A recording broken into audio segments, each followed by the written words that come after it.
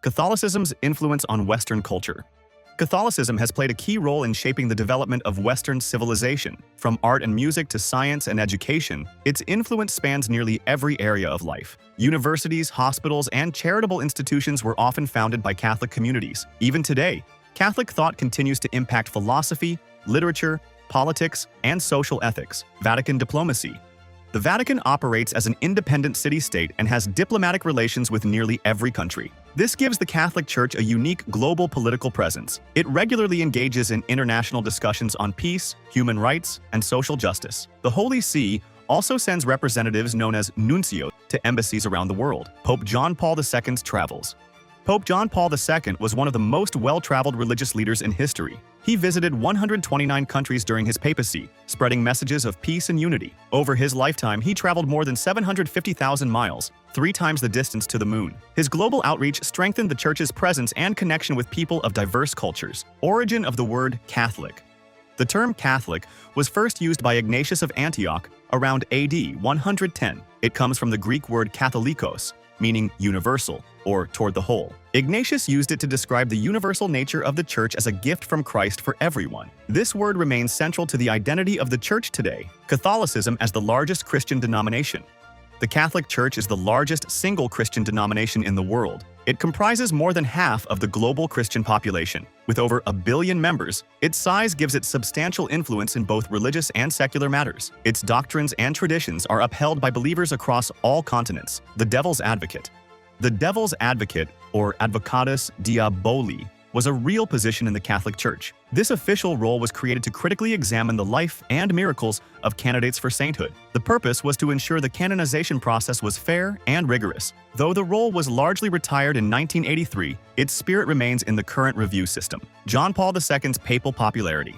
John Paul II broke centuries of tradition by being the first non-Italian pope in over 400 years. His papacy from 1978 to 2004 was marked by charisma and global engagement. During his time, over 17 million people attended his weekly audiences in Rome. His leadership helped rejuvenate the Catholic Church's image around the world. Execution of William Tyndale.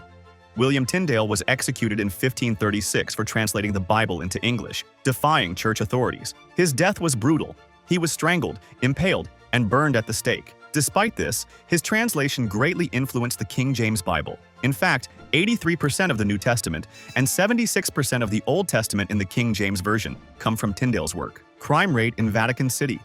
The Vatican has the highest crime rate in Europe, but not for the reasons you'd expect. With a tiny population of about 1,018 million tourists yearly, even small incidents skew the statistics. Most crimes involve petty theft like pickpocketing, often committed by tourists, not residents. The high per capita rate is purely a statistical anomaly. The Catholic Church's longevity. The Catholic Church is the oldest institution in the Western world. It traces its origins back almost 2,000 years to the time of Jesus and his apostles. Over the centuries, it has evolved while maintaining its core beliefs. Its historical legacy makes it a central pillar in Western religious history. Catholicism is truly global. There are over 1 billion Catholics worldwide, living across all 5 continents. The faith is especially strong in regions like Southern Europe, the United States, the Philippines, and Latin America. Despite cultural and geographical differences, Catholics are united in their belief in Jesus Christ and allegiance to the papacy. This global reach makes Catholicism a truly universal religion. The Pope as St. Peter's successor. Catholics believe that the Pope is the successor of St. Peter, who was appointed by Christ as the first leader of the Church. This belief gives the Pope spiritual authority over the global Church. The succession of popes is seen as an unbroken line that maintains the teachings of Christ. It also forms the foundation of papal infallibility on matters of faith and morals, a history of major schisms. For nearly a millennium, Catholicism was synonymous with Christianity, but various theological and political disputes led to significant schisms. These include the Marcionite Schism, 144 AD, Arianism, 318 AD, the East-West Schism, 1054, and the Protestant Reformation, 1517. Each division created lasting changes and gave rise to new Christian denominations. Many Catholics disagree with church teachings. A 2008 study revealed that many practicing Catholics do not follow the Church's teachings on contraception and sexual ethics. Despite official doctrine, real-world behavior often diverges. This suggests a gap between church leadership and the personal choices of its members. It has sparked ongoing discussions about reform and pastoral sensitivity. The Pope lives in a country within a city. The Pope doesn't live in Italy, but in Vatican City. an independent country within the city of Rome. Vatican City serves as the headquarters of the Catholic Church and the official residence of the Pope. It's the smallest country in the world, both in size and population. Though surrounded by Italy, it operates with full sovereignty. Only men can be priests. In the Roman Catholic Church, only men are allowed to become priests. This is based on long-standing tradition and church interpretation of Scripture. The issue remains controversial, with many calling for the ordination of women. However, the official position has not changed despite growing debates. Brazil has the most Catholics. Brazil holds the largest Catholic population in the world. It surpasses even traditionally Catholic countries like Italy, France, and Poland. With close to 127 million Catholics, Brazil plays a major role in the global church. This demographic strength gives Latin America significant influence in Catholicism's present and future. Catholicism is made up of 23 churches.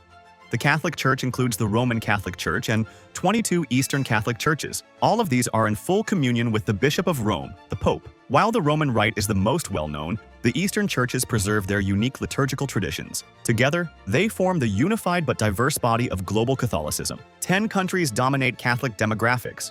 Brazil leads with nearly 127 million Catholics, followed by Mexico, the Philippines, and the US. Other countries like Italy, Colombia, France, Poland, Spain, and the Democratic Republic of Congo also have large Catholic populations. These 10 countries make up more than half of the world's Catholics. Their influence shapes the direction and priorities of the global church. Catholic numbers have tripled since 1910. In the past century, the Catholic population has more than tripled, from 291 million in 1910 to over 1.1 billion in 2010. Yet, its share of the global population has stayed relatively stable, hovering around 16 to 17%. This growth reflects Catholicism's global appeal and adaptability. Its numbers have increased most notably in Africa, Asia, and Latin America. Europe is no longer the Catholic stronghold. In 1910, 65% of Europe was Catholic, but by 2010, that number had dropped to just 24%. While Catholic influence has declined in Europe, other regions have experienced rapid growth. Sub-Saharan Africa and Asia-Pacific have seen major increases in Catholic populations. This shift shows the Church's evolving center of gravity toward the global South. The Crusades were launched by the Church.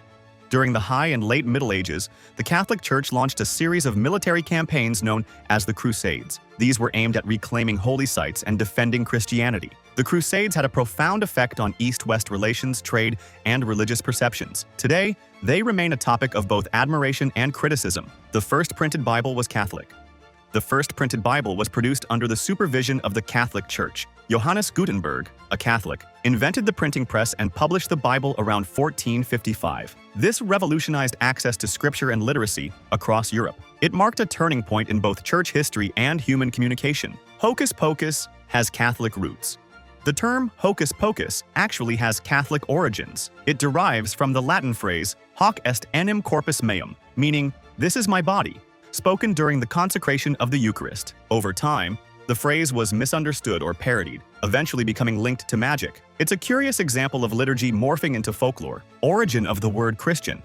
The term Christian was originally used as a slur by outsiders to mock the followers of Jesus. Despite its negative origins, early believers embraced the label as a badge of honor. Christianity's message of hope and equality resonated deeply with the marginalized, especially the poor, women, non-citizens, and slaves. The Gospel's core promise, that anyone could belong to God's kingdom regardless of status or wealth, made it a powerful and transformative movement among society's outcasts. If you liked this video, be sure to check out the next one. We're exploring every covenant in the Bible, from God's promises to Noah to the new covenant through Christ. Don't forget to subscribe so you don't miss it.